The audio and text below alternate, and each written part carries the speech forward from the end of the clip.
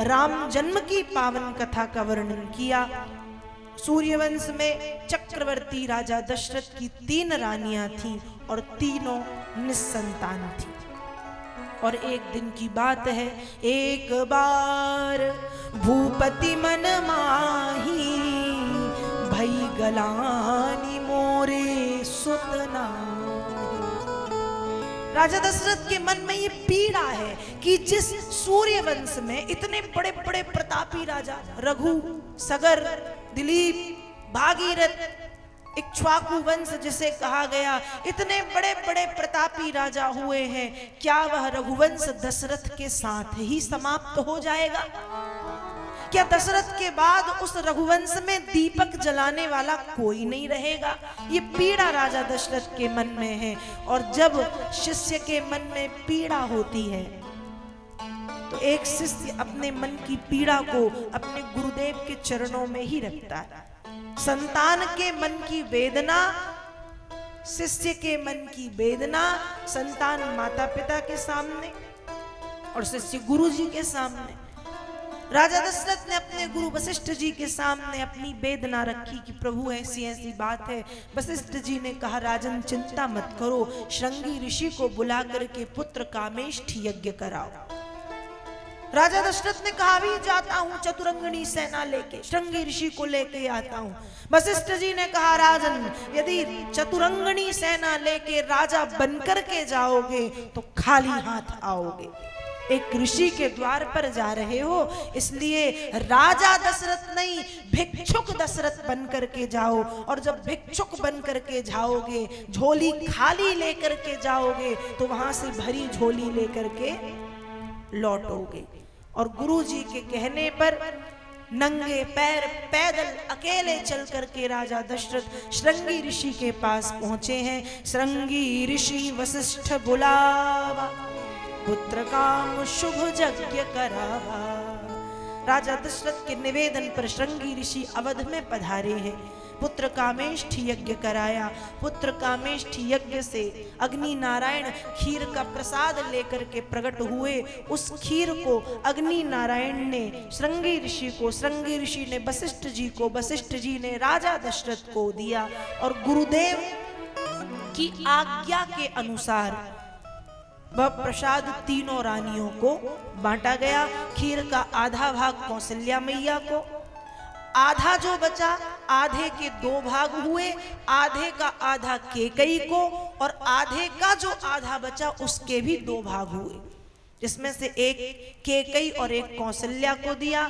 उन दोनों ने अपने हाथों से वह भाग मैया सुमित्रा को प्रसाद के रूप में 2 भाग खिलाए हैं, जिससे प्रसाद पाकर के रानियों को लगा कि हम गर्भवती हो गए हैं। और कुछ समय के बाद अवध में वह शुभ घड़ी आई जब नौमी तिथि मधुमास पुनीता, शुक्ल पक्ष अभिजित हरि प्रीता। राम सिया राम, सिया राम जय जय राम। राम सिया राम, सिया राम जय जय राम। मध्य दिवसवती शीत न घामा, पावन काल लोक विश्रामा। राम सिया राम, सिया राम जय जय राम। राम सिया राम, सिया राम जय जय राम। अवध में कुछ समय के बाद वह शुभ घड़ी आई जब चैत्र मास के शुक्ल पक्ष की नौमी तिथि के दिन के 12 बजे महारानी कौशल्या ने एक सुंदर पुत्र को जन्म दिया है। और फिर महारानी कौशल्या ने पुत्र को जन्म दिया।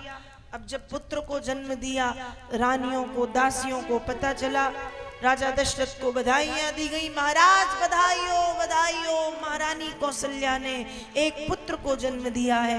कुछ समय के बाद मां कैकेयी ने एक पुत्र को, महारानी सुमित्रा ने 2 पुत्रों को जन्म दिया।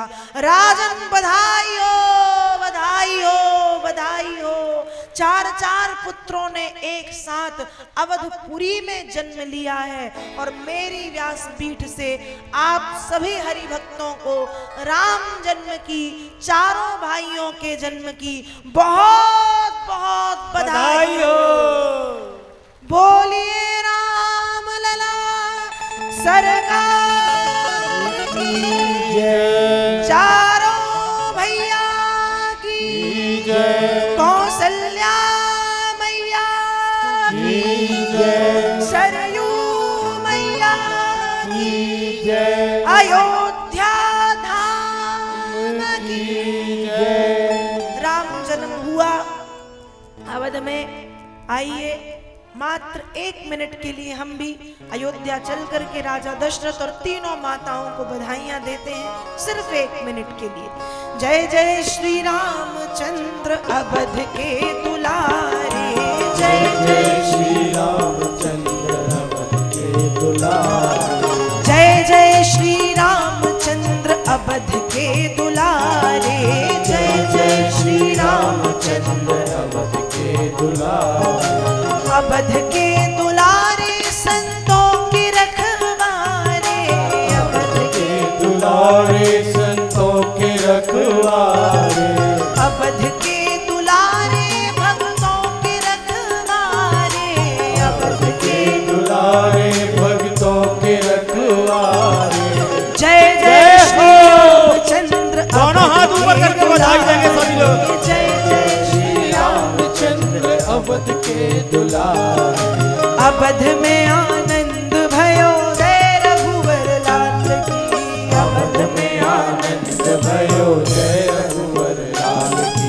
हाथी दीने घोड़ा दीने और दीनी पालकी, हाथी दीने घोड़ा दीने और दीनी पालकी,